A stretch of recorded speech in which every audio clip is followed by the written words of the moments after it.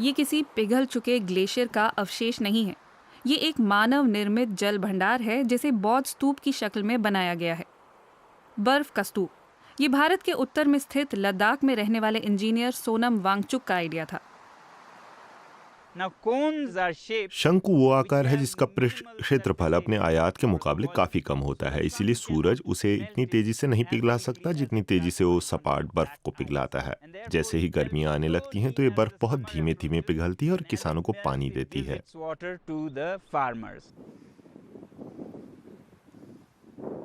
लद्दाख दुनिया के सबसे ऊंचे ठंडे बियावान के रूप में विख्यात है। इस इलाके में साल भर में सिर्फ 50 से 100 मिलीमीटर बारिश होती है। सदियों से ग्लेशियर ही यहाँ जीवन का मुख्य आधार हैं। वो शहरों को पानी मुहैया कराते हैं और किसानों को भी।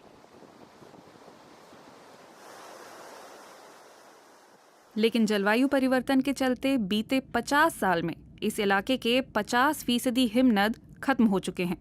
गर्मियों में ग्लेशियर पिघलने के बावजूद कुछ समय तक जल संकट बना रहता है। ज्यादातर लोग ये नहीं समझ पाते कि किसानों के लिए पानी का संकट सिर्फ वसंत में, अप्रैल मई में होता है।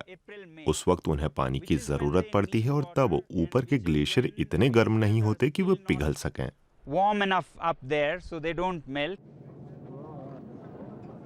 लकड़ी का ये गुंबदाकार ढांचा हिमस्तूप के लिए कंकाल का काम करता है।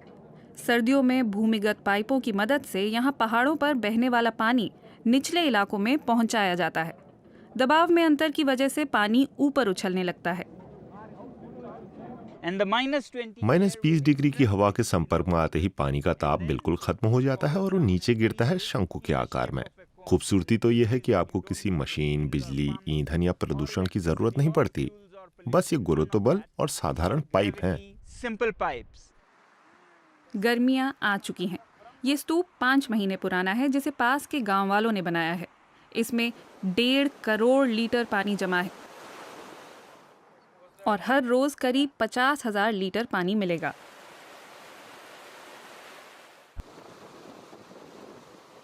हिमस्तूप से बहते पानी के चलते घाटी के इस गांव के पास समय पर अपने खेतों की प्यास बुझाने के लिए पर्याप्त जल रहने लगा है।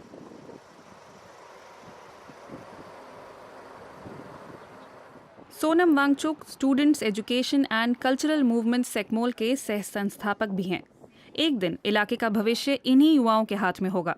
लिहाजा ये जरूरी है कि वे हिमस्तूपों से मिल रही मदद के बारे में विस्तार से समझें। हालांकि ऐसे कृत्रिम ग्लेशियर लंबे समय तक स्थायी इंतजाम नहीं हो सकते। हिमस्तूप सिर्फ पानी बनाने का तरीका नहीं है, ये दुनिया के बड़े शहरों के लोगों को पहाड़ों का एक संदेश भी है। बड़े शहरों में रहते हुए भी पर्यावरण को बचाना उतना ही जरूरी है। इसके लिए अपनी जीवन शैली बदलनी होगी। तो मेरा संदेश साफ है, कृपया दुनिया के बड़े शहरों में सादगी से रहिए ताकि हम पहाड़ों में भी आसानी से रह सकें।